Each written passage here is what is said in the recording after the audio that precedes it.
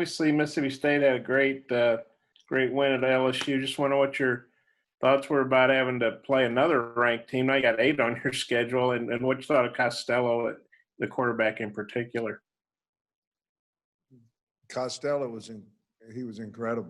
I mean, could throw every throw, was very poised. Coach Leach, I mean, those guys did a great job of preparing that football team. Kylan Hill is the guy that offense runs around, and man, he is really, really exceptional football player. They're using him a little bit differently, not running him quite as much as he did last year. I anticipate him running him on Saturday, but he's catching the ball out of the backfield and doing a great job. But they've got a lot of receivers that can make plays, and KJ Costello had his career game. I mean, it was unbelievable, and for him to be a transfer and then come in and do what he did was really outstanding. Scotty. Hey, Sam, Simeon Blair got his first start last week, and I think this week he's listed as an or at boundary safety. Could you just tell us more about the player he is and maybe the potential impact he can have for you guys defensively? Well, he did a really nice job for us. He's smart. He plays hard. He starts on a couple of special teams. Joe Fouché was out for a few days.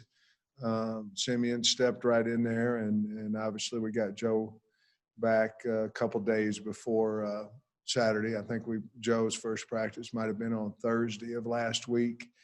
But I was really pleased with the way Simeon played, and he's detail oriented, and he plays really hard. Tom. Sam, I'm wondering what you think, what areas you think you guys can get better quickly, like what you saw that was right on the brink, what areas that you can be better at this week? Well, I think we have to be a lot better on special teams. Georgia dominated us on special teams. We couldn't get off holdups. We obviously gave up a block punt on something very simple that we worked on it, but it just didn't happen in the game. Just blocking, basically. You look at the offense, I think there's still too much indecisiveness about where to line up, I knew that we were going to struggle up front against Georgia's defensive line. I mean, going into the game, I didn't think we was going to be able to pound the ball at them. We got to play better up front. We have to play faster, physical up front on offense. We need to play more players on defense. I think we got tired. We played a lot of snaps in the first half, about the same in the second half. But special teams has to improve in a quick way, and we can fix that. And our offense just has to be more consistent, more urgency. To me, we were just off almost the entire game. Nate. Sam, I guess Mississippi State had 7 sacks against LSU. Is that a concern? And also with tempo, I mean, do you feel you need to slow that down and try for more ball control after what happened last week? No, I don't think we need to slow down. This is what we do. I think we need to do what we do more effectively. Obviously, they've got some very, very talented defensive linemen in Smith and Jones and Weed, and their defense kind of goes through Thompson. He's kind of been their leader, but we didn't protect bad against Georgia. Certainly, it's a concern because they move all over the place. They twist and move, and just part of their defensive coordinators' the philosophy, and they do it well. They're not as big on the D line. They're huge on the O line, but on the D line, they're not quite as big as what we just played, and they move quite a bit more. So LSU got into a throwing game with them because they were behind, and I don't know if they threw it more than what they normally would or not, but there's a lot of opportunities for sacks there, and they certainly went and got a bunch of them. Coach. Yeah, Sam, I was wondering, I noticed that Dorian Gerald came out of the game at one point, and I don't think he came back. Do you have any update on his health and if he's going to be available for you this week? Yeah, I think on Dorian, I think it's just a wait and see. He obviously turned his ankle, so we'll have to wait and see what comes out of that. Nikki. Hey, Coach. You mentioned you're getting a few guys back this week. How does that make you feel about your depth on defense when you say that you need to rotate more guys in there during the game? I think that'll help us, Nikki. Soley will be back on defense. McClellan will be back, so those are two that strike me. Right, Bush will be back. So there's three on defense that that will get back, and hopefully Dorian will be able to play. But we can't, we can't go 3 and out, on offense, and especially take no time off the clock. And I'm not blaming the offense. I mean, Georgia's got one of the best defenses in America, but we certainly need to have more success there to help our defense out.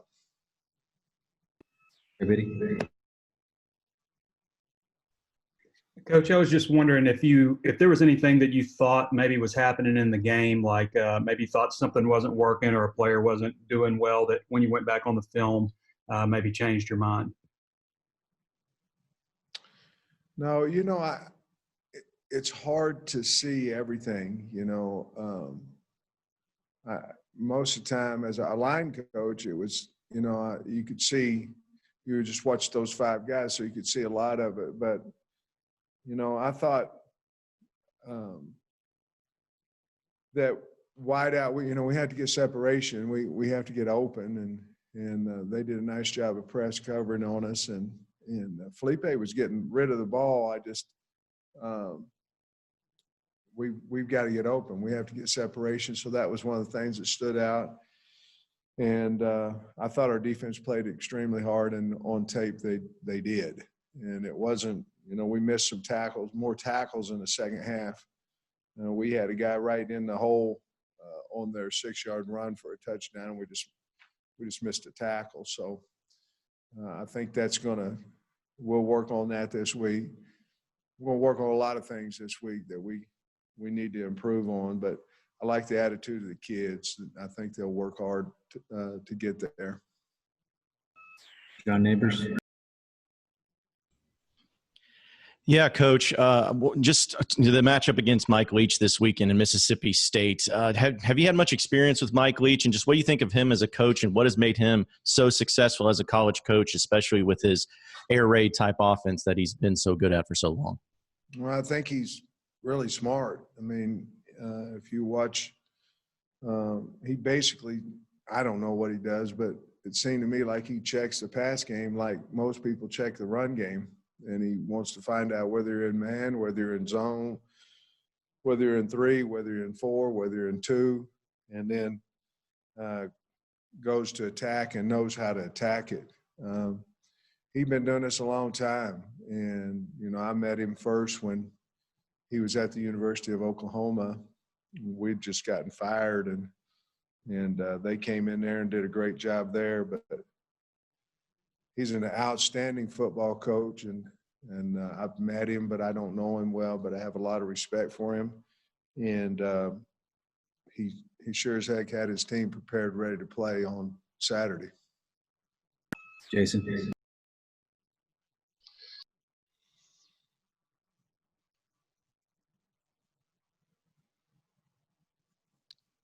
Hey, Coach, when you look at Kylan Hill and what he can provide in the passing game for them, I mean, how difficult is that to kind of plan for a back like that who can run the football but also, had 150 yards receiving last week?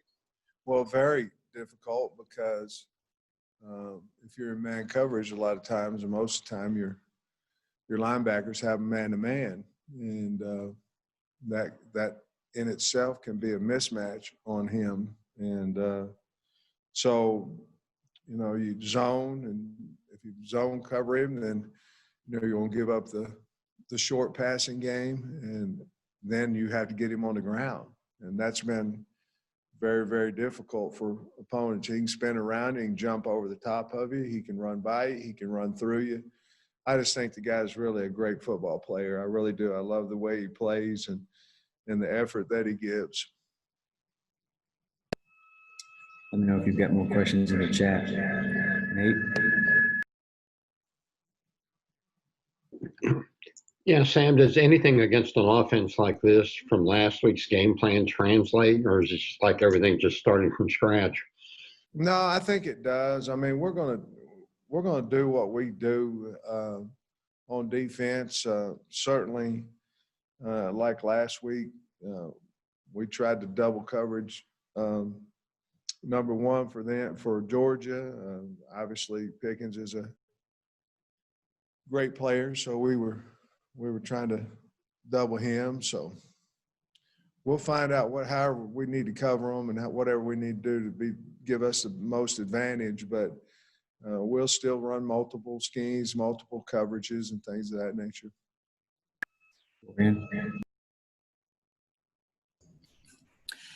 Hey, Coach. I was just wondering about Trey Knox. Only one catch for 3 yards against Georgia. We know he dealt with a little bit of a nagging injury last year. Is he back to full strength? Are those numbers only, or are those numbers only due to Georgia's defense that you were talking about? And how do you go about getting him more involved this weekend against Mississippi State? Well, he's got to get open. I mean, that's the first thing. If you're wide out, the number one thing you want to do is go get open. So they were pressing, and the press is also a lot of grabbing going on. That's what the SEC does. So we need him to get involved in our offense, and we're certainly looking forward to him doing that. He played extremely hard, but we just weren't able to get many balls to him. Carlos? Coach, how long do you think it's going to take you to achieve that goal of winning a SEC game? Right now it's 20 consecutive losses, but how long do you think it's going to take you to get that SEC game win? I'm hoping Saturday. That'd be long enough.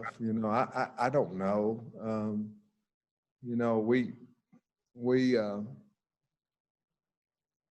We're all disappointed that we lost to Georgia. But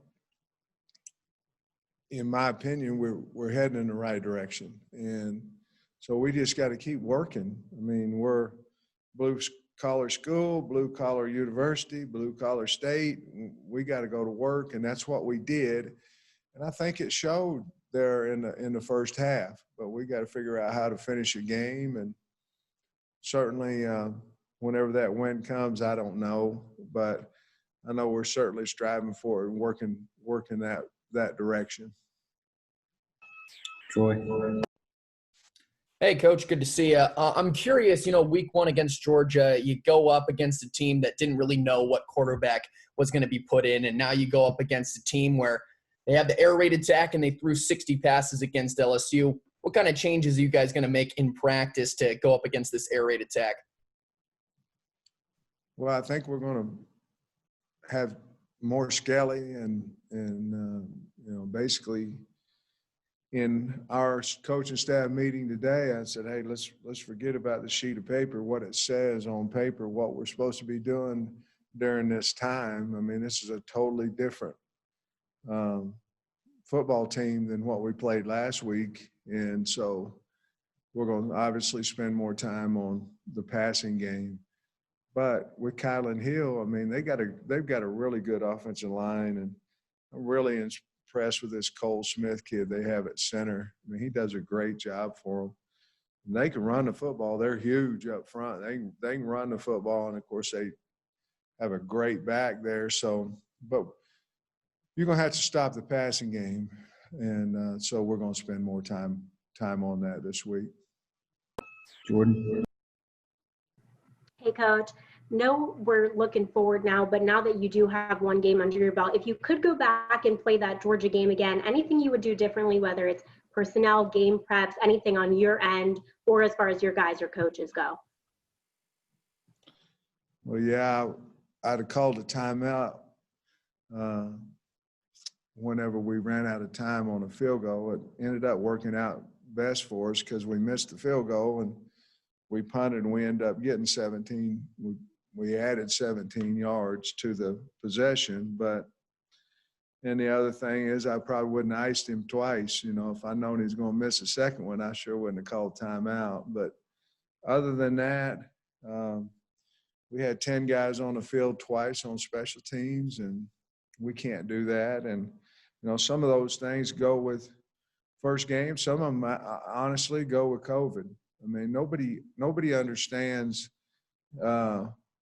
what happens with COVID and quarantine. I mean, you understand, but what that does to your special teams and to your offense and to your defense, because one day you test, the next day they're not here, and they're not here for 2 days. They're not here for 10 or 14, depending. So with all that said, I think, you know, special teams is the one thing I think that we spend a lot of time on.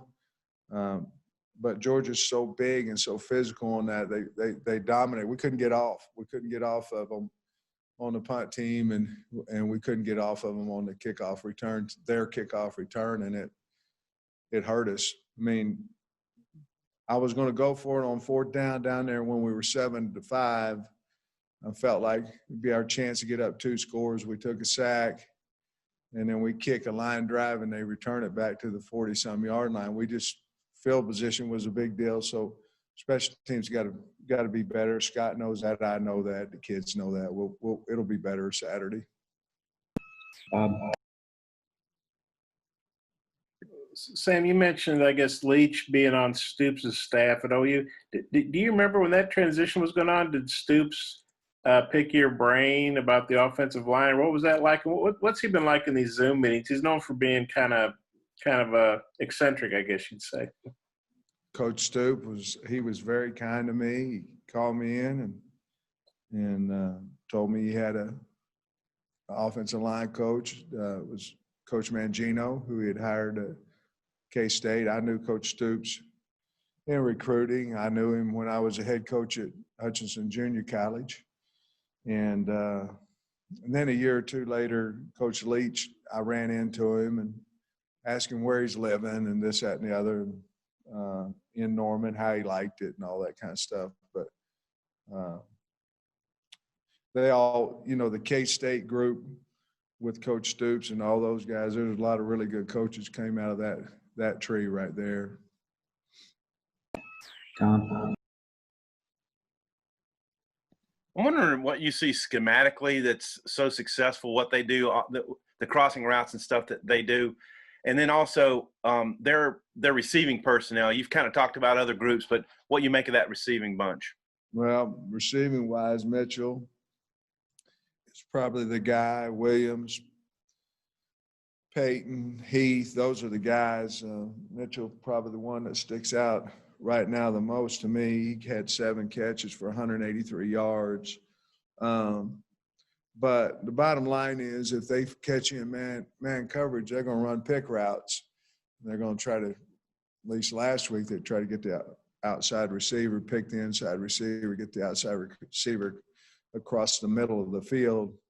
And obviously, if you add in linebackers, there's nobody in the middle of the field. So they're almost trying to take you out of adding in on the blitz. They're against LSU. It was hard because there was nobody in the middle of the field, and they were dinking the ball down to whomever receiver coming on crossing routes, and the corner was behind because he'd gotten shielded. You know, he'd gotten picked through another man's route.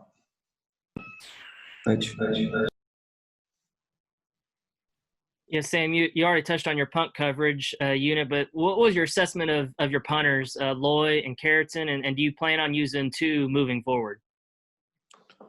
Well, we had a plan for a little bit of rugby with Loy. He obviously can punt rugby or conventional. I thought the guys punted well. I mean, I think Carrollton had a 50-yarder with no return on a fair catch. So we obviously if we're going to protect like that, we better speed up because we got the block. But I didn't think his operation was slow. It's just they collapsed the middle and came off right off the edge. We're overlapped too much on our shield as well, so we got to fix that. Jason. Hey, Coach, I just wonder about the offensive rhythm and I know everything starts up front, but how do you is it the passing game getting the running game going, or is it the running game getting going to allow the passing game with what you guys are trying to do offensively week to week? I don't think any of us were happy with the rhythm of the offense. There was too many misalignments, shifting the back from one side to the other, tight end one side to another, wide receiver on off the ball, tight end lined up on the wrong side of the ball, wide. There was just too many missed assignments there. It slows everything down. Now the quarterback's having to get everybody adjusted. We really didn't have that problem at practice, but we did the other night, and the quarterback was getting everybody lined up instead of looking at the defense and seeing how we can attack that. So that has to be a big thing for us this week. We got to calm the quarterback down so he can make plays, and the only way we can do that is everybody else knows what their assignment is. Last one, Coach. Yeah, Coach, obviously after a loss, you focus a lot on the negatives, but I'm curious, it was your first game as the head coach of Arkansas. What was the best part for you on Saturday?